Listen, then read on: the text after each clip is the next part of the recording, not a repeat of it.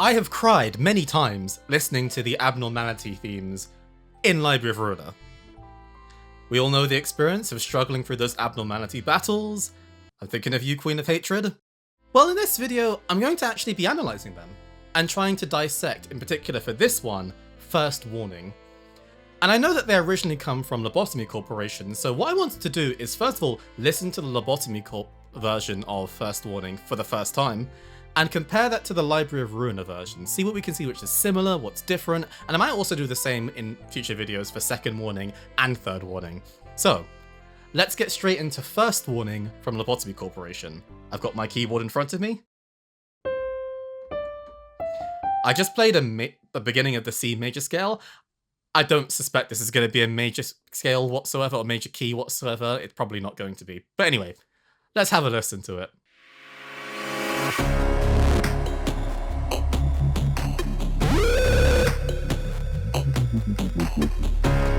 My first observation is that the effects feel far more prominent than the Library of Ruina counterpart. At least, this is just based on my memory of the two tracks. The distortion at the beginning, the key in this case is... Turns out I wasn't even that far off when I said C major as a joke. It's in D flat minor. We have that low D flat, really distorted synth sound. Ooh, you can feel the kind of... If I put distortion on that, which I might do actually, you'll hear kind of how powerful it sounds and how much it kind of like makes you feel anxious because of it. But the melody, very familiar. I recognize that melody from Ruina.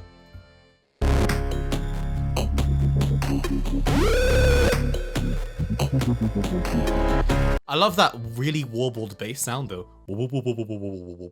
Is the only way I can do an impression of it. I might try recreating that in a synth, but I love that sound. It makes me feel on edge, but in a way that's kind of like my heart's sort of pumping a little bit. I feel really anxious listening to it. I'm kind of scared as well a little bit too, hearing that back.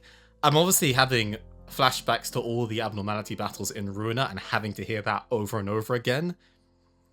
From memory, I do think it positions that warbled bass sound in a different place in the track. I'm just basing this on my memory. We will listen to First Warning from Library of Ruina and see how it compares.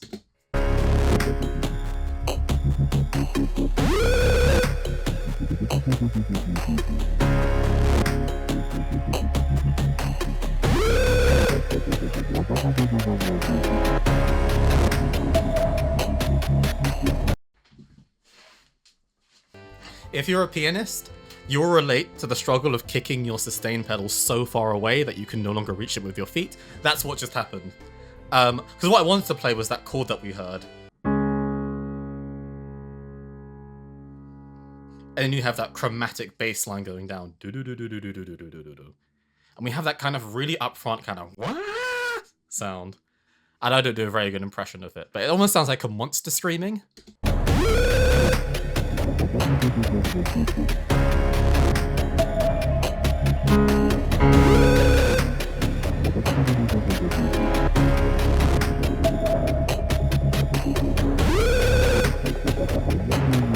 Another thing I find really interesting is the drums.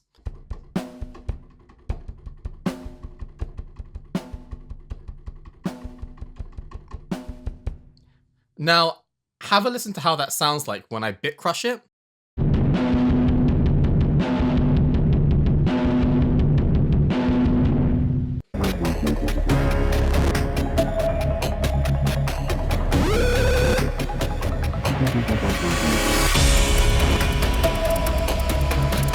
Oh, we have the drop. I love the things that are happening in the background. This track does a really good job of creating ambience and a lot of kind of intense pressure. We have those two notes from a very bell-like electric piano sort of sound, which sounds like this. If we added like heavy amounts of reverb and a little bit of saturation to that as well, we'd get the same effect.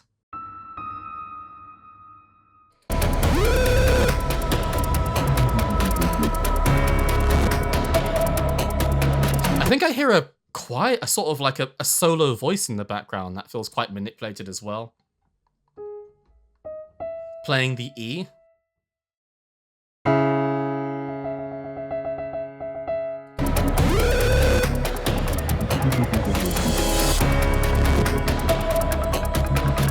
We now have some cinematic percussion as well. This track does a really good job of almost telling a story of...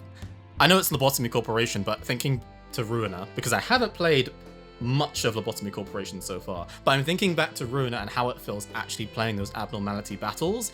It really does kind of take you through a bit of a mental journey in a sense. You start the battle with the kind of just the... And you're like, okay, I need to get through this. I need to think about how I'm going to strategize against this fight. Even if you're watching a guide, you're still going to struggle no matter what. And then you get the...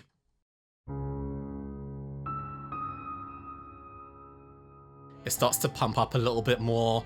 You're in the kind of the meat of the fight, the actual core of the fight now. And then you get the drums that come in as well. And now it feels like you either won or lost in a sense. Like, I feel like I feel like Abnormality battles are one of those things in Ruina where about a couple of acts into the fight, you sort of know whether you're going to lose or win, or lose or actually stand a chance. One thing I do like about those battles is that at least if you lose, you feel like you know you're going to lose quite quickly.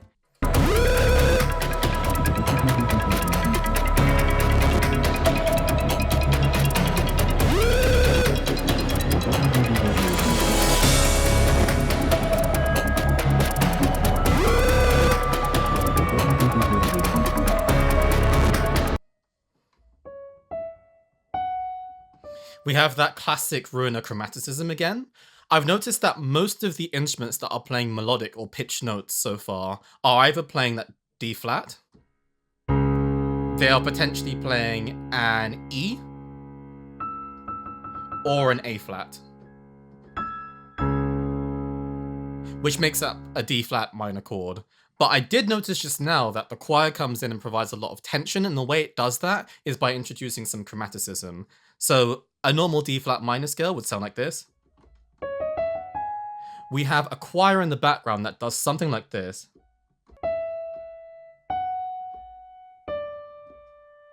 That D clashes because the rest of the instruments are doing this.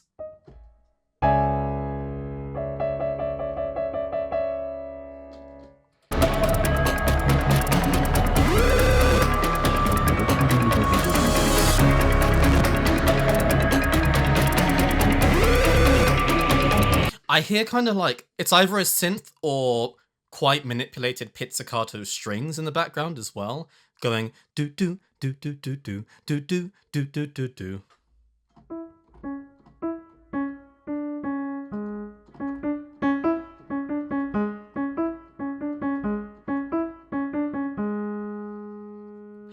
This feels quite minimalist in a way. A feature of minimalist music is typically you have phrases which are repeated throughout the entire track, and occasionally something else gets added or removed away or kind of changed a little bit, and this kind of feels quite reminiscent of that a little bit. It's like every 8 or 16 bars, one new thing gets added. So we started with just the piano sound and some kind of crushed synths in the background as well. We then get that bell-like synth added too, then we get the crushed drums, cinematic drums kind of eventually come in, and now we have the choir, and then finally we get the addition of the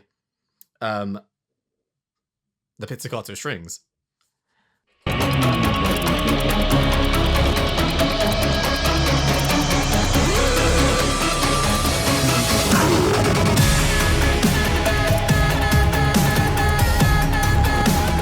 Oh, this drop is so cool. This drop is so cool. So it is basically the Library of Ruina version, slightly different. Oh, there's so many things that came in here. We had those kind of the pit strings, which were now more sound like plucked synths instead. The dun dun dun dun dun dun dun dun gradually rising. The emotions are rising. It's getting crazy, and then we get the da da da da da da da da da da da da da da da da da da da, which to me sounds like a vocal just pitch shifted and bit crushed. I can try it and see if it works.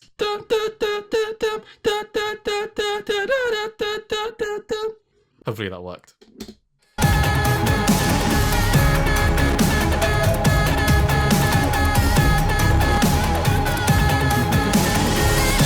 Oh, I love how big the percussion are as well.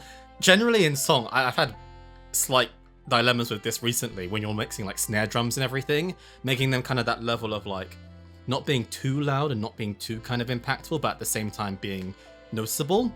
This track doesn't care. It's just like, I'm gonna slam down on this snare drum and you're gonna hear it, and it actually works really, really well. Oh, I love the whole feel of this. I'm kind of like, obviously because I haven't played much of Lobotomy Corp, and I feel like maybe I've heard it in Lobotomy Corp, but I didn't realize I was hearing it. Because I did do a few Twitch streams where I started the beginning of Lobotomy Corporation. You can find the Twitch in the link in the description. And a partner who's also my Twitch stream is dancing to this song right now, even though I've stopped playing the song, which shows you just kind of how memorable this track is.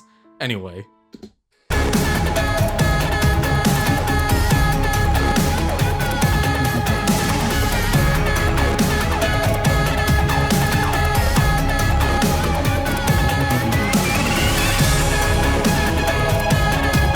I love how crazy the strings are getting as well. So they were strings. Now, instead of playing pizzicato, we have kind of more of a spiccato or staccato kind of sound. The dun dun dun dun dun dun dun. Again, it just goes back to what I said before about kind of elements stacking up on each other and gradually creating this huge sound. Which makes it all the more dramatic when the track then loops and goes back to that beginning, which is fairly minimal when you compare it to this.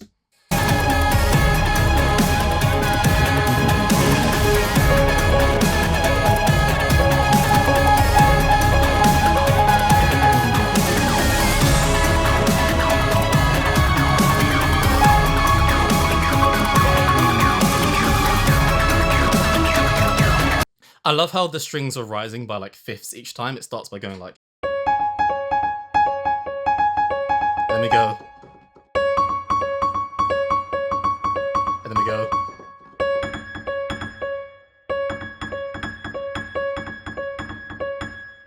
And then we even get a B.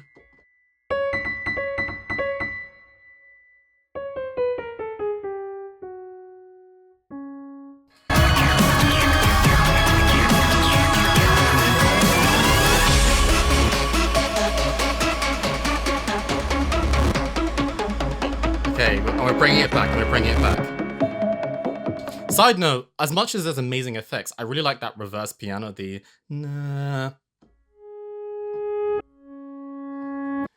It's all those kind of like, the effects are used so carefully and deliberately that it often felt like when things were hitting, at least when I'm playing the Ruina version of this or playing Abnormality battles, it often felt like things in the track were happening, like coinciding to things that were happening in game. Like I just got like a mass attack, for example, and you'd hear the bang. I know it's not really timed that way, but it's kind of like, there's something I find beautiful about anticipation in music when you're composing for games. So I compose for a lot of games, and because the game isn't like finished and made yet, you don't really know how people are going to react to the music. And so what you have to do a lot is to start anticipating things.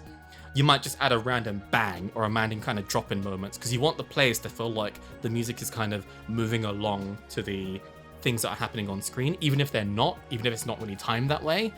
Players will kind of feel like it is in a sense, and this does a really good job of that.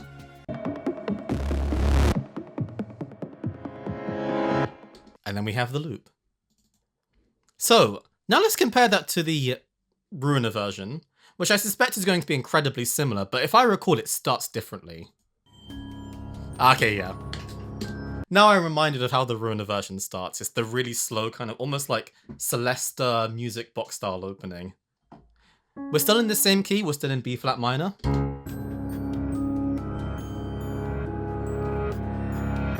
So it does many of the things that the Lobotomy Corp version does, but earlier. So we have the reverse piano happening right from the beginning and also really frequently. We have a music box this time kind of sound, playing a lot of chromatic notes. It kind of sounds very haunting in a sense. Like I imagine walking through the library late at night with all the lights off and feeling quite mysterious and hearing that kind of like...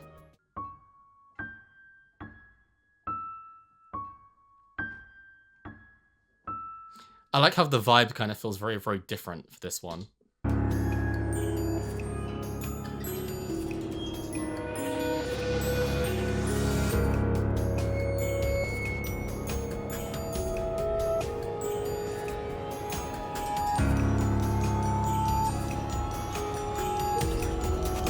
about to get to the drop.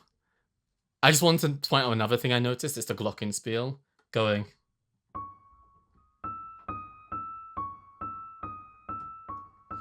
In a sense, the beginning of this is prettier, in a way. Starting off with those kind of really almost quite haunting but majestic kind of instruments. The glockenspiel, the celeste kind of sound, compared to the really harsh and brutal opening of Lobotomy Corporation, which is kind of ironic in a sense. I don't know much about Lobocorp, but in a weird way, I feel like it does match how harsh Lobocorp felt when I started playing it, compared to how Library of Ruina feels. It almost feels a little bit more poetic in a sense, which kind of explains why this track sounds a little bit more poetic to begin with.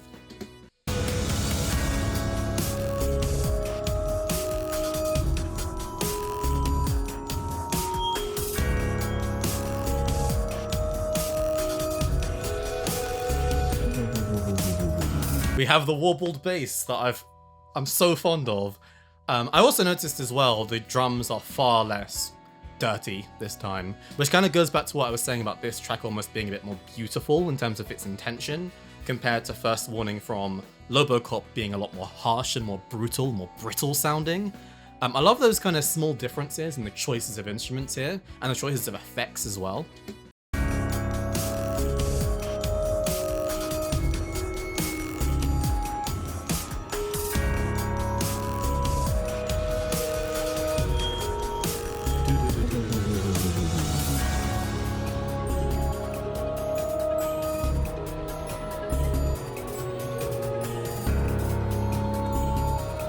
We have the choir now has come in.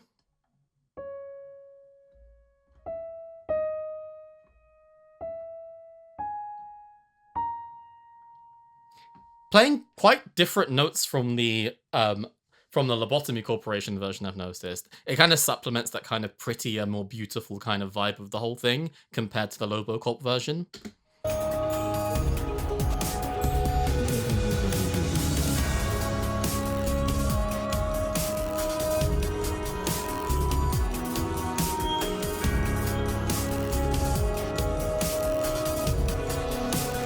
We've got wider strings as well.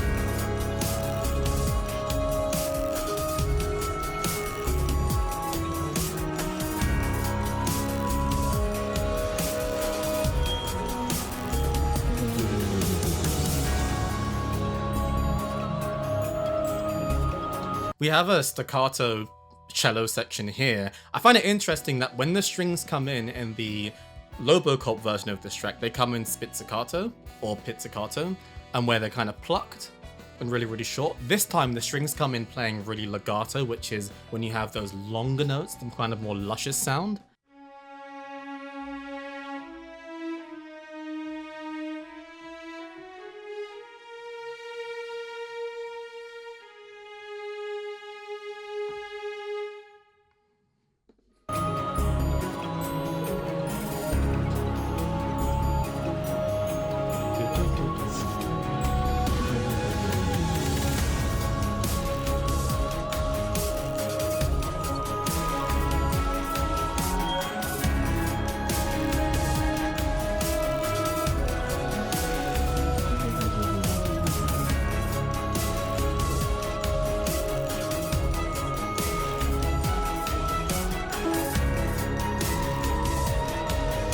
Another observation is just how cohesive this is compared to the Lobocorp version, which felt very like brutal, crushed, everything's all over the place. We had those choirs coming in very kind of unusual places. Things weren't happening on the beat so much.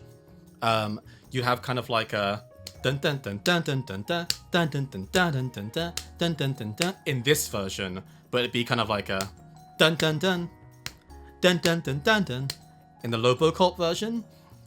Which kind of goes back to this kind of like, it's almost like things are a bit more together and figured out in this version than they are in the Lobocorp version. They both have completely different feels, despite the fact that so many of the phrases are exactly the same.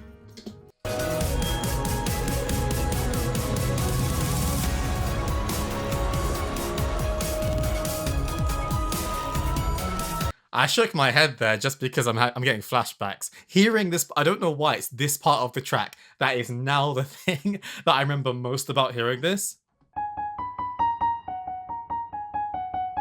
I'm reminded of all those fights. Genuinely, and the desperation and the struggle. I am a man who's been through hell playing some of these battles. I'm looking at you people like Queen of Hatred. Oh, that Red Riding Hood thing. Oh, no. The pain of hearing this bit. Because from a timing perspective, it's interesting because the most intense and kind of like pulsating part of the track so far is 2 minutes in. And I think 2 minutes is the perfect amount of time in the battles to know when things are going right or wrong. By that point, as soon as I start hearing I already know if I'm winning or losing this fight, realistically.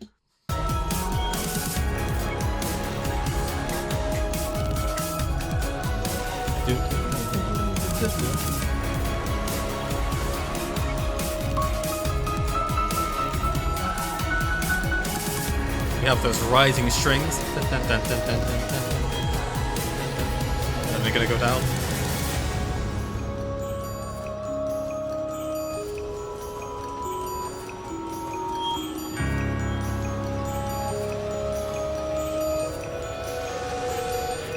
This feels like the beginning, but it's a bit more busier this time. And now we've gone to the quieter section before we get the loop. Any moment now. There we go. There it is. There's the loop. I want to pause it there just because I know that this is going to literally loop again. But yeah, so my biggest observations and takeaways from comparing the two is the overall feel of what they're trying to achieve is completely different. And the thing I find most fascinating from a musical perspective is that despite the fact that the phrases are so similar, we have the same phrases pretty much on similar instruments, strings in Lobocorp, strings in Ruina, a Celesta-like sound in both of them, we have those synths as well. There are slight alterations into how those sounds are processed, so a lot more distortion, for example, in the Lobocorp version, more reversing in the Ruina version, more bit crushing in the Lobocorp version, more legato, longer, kind of more beautiful phrasing in the Ruina version, and to me that just says a lot about the story of Ruina for certain, and I'm interested to hear your perspective of how that might relate to the differences between Lobocorp and from Ruina, story-wise. I'd love to hear your thoughts in the description, and I'd like to do a similar thing now having done it with Second Warning and Third Warning too, and see what we can identify between those two pieces. I have a suspicion that it's going to be quite similar, but we'll only know once we do the reaction. Thanks for watching, and take care.